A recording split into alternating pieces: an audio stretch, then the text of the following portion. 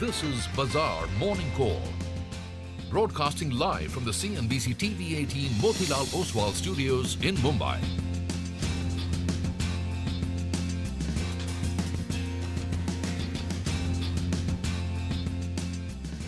Good morning. You're with us here on a fresh new edition of Bazaar Morning Call. We are coming to you live from the CNBC TV18 Motilal Oswal studios. It's a Tuesday morning here in Mumbai, and we're going to track markets for you over the next 2.5 hours. I'm Prashant. With me, my colleagues Sonia and Nigel. Good morning. Hi, good morning. Morning, Nigel. Well, market is just consolidating around the 22,000 mark, 22,100. Let's see, because there seems to be no major trigger going forward, right? Yeah. Except maybe earnings, and then there's the general elections. But up until then, little bit of volatility is something that could kick in. I think it's par for the course on the headline index, right?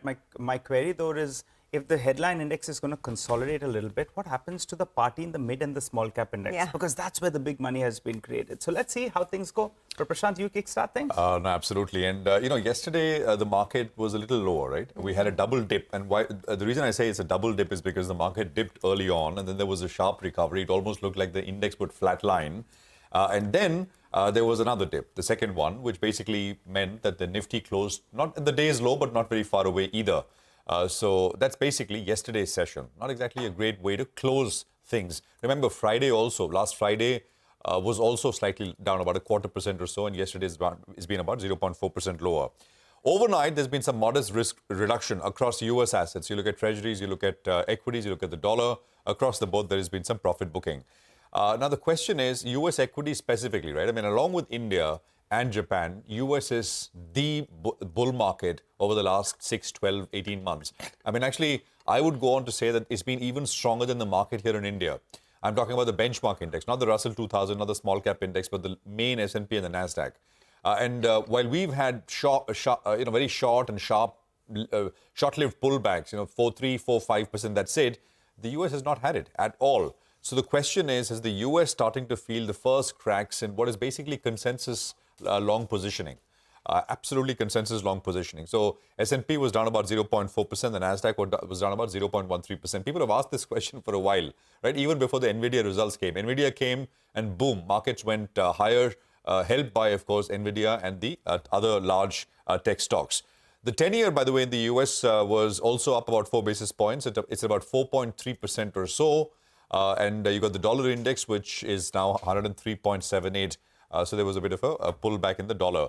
Oil prices are just under $82 a barrel. So in terms of global data set, there isn't very much which is different. I mean, a little bit here, a little bit there, but nothing definitive in terms of cues as we start our trade here. Now, because the markets sort of come off, I would say that it's basically worth watching if the market once again gets support at lower levels. And that will give you an indication that, well, things are all okay. And the zone of supports that you need to watch out for is between 21,875 and 21,697. This is the broad range. About 21,900 to about 21,700 is basically where the Nifty, it needs to respect this, not break this. So on the way up, of course, we've got the highs, which is 22,538. And only once the Nifty is able to take that out, we'll talk about higher levels here. So that's the Nifty. Bank Nifty drifted lower yesterday. And again, I'm just putting out the support levels here for the Nifty Bank as well. 46,285 is the first support, which is the 40-day exponential moving average. And then there is the 20-day moving average, which comes in at about 46,068. The point I'm making is it's incumbent in markets, for the Nifty, for the Bank Nifty, to tell us that all is okay. And that will only be known by price action more than anything else.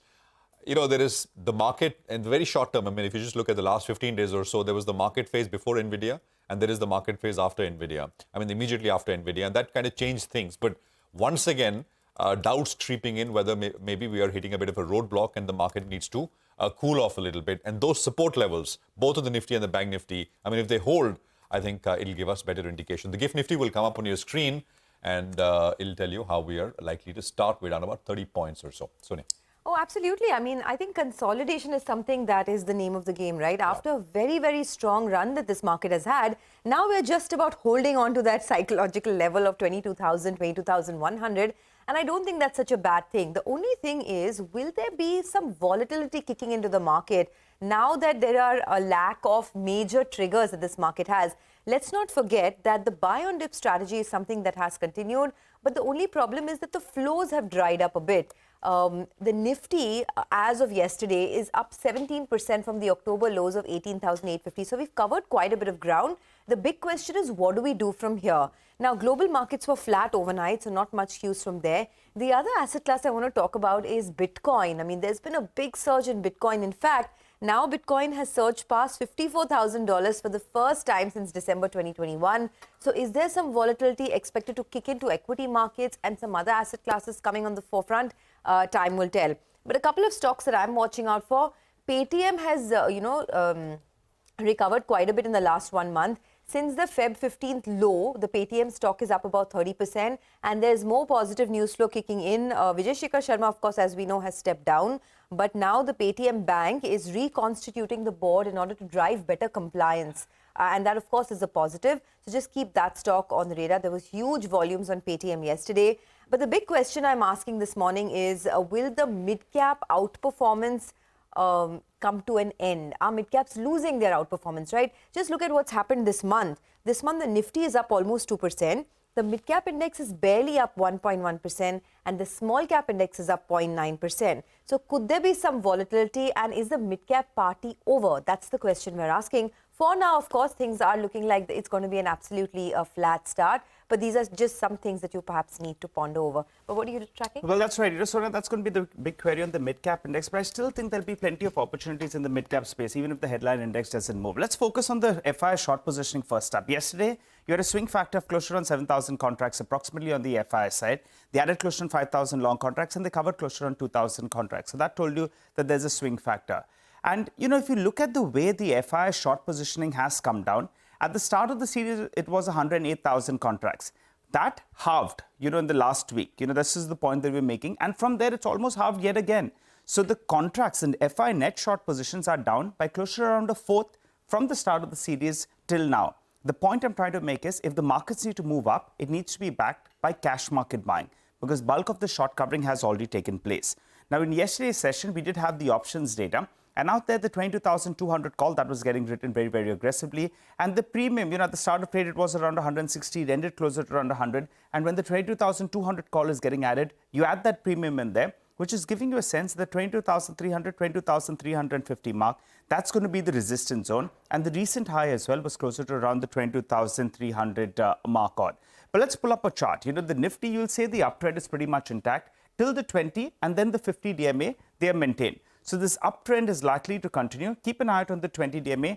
That's the crucial mark I'm looking at on the downside. And that's why I'm saying that in terms of a support, the 21,900 is the first reference point. And the resistance level comes up for you on the screen. On the Nifty Bank, though, yesterday we breached the 50 DMA.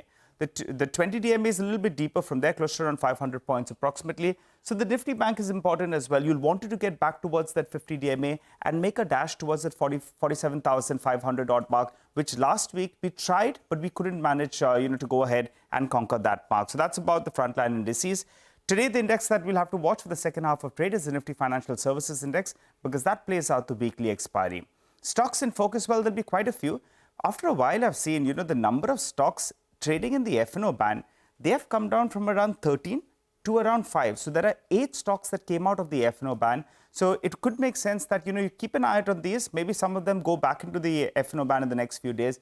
But these are some of the stocks I think you should be keeping on your radar today. They've come out of the F&O band. That is, they're eligible for trading in the F&O segment. So keep an eye out on them. Okay, thanks a lot, Nigel, for that. Well, let's kickstart the show very quickly and get you some opinion now. First up on the show, we have a view coming in from Timothy Moore of Goldman Sachs, one of the best voices in the equity market, saying that India is the best structural growth play. Rich valuations but 15% earnings compounded can drive further gains even with moderate valuation compression. India trades at 22.7 times forward PE and a 76% premium to the regional index. The key themes are large cap laggards, growth, make in India, defense, energy and home building materials. On equities, Sanjeev Prasad of Kotak Institutional Equities says that third quarter results of BSE 500 index companies showed persisting revenue weakness.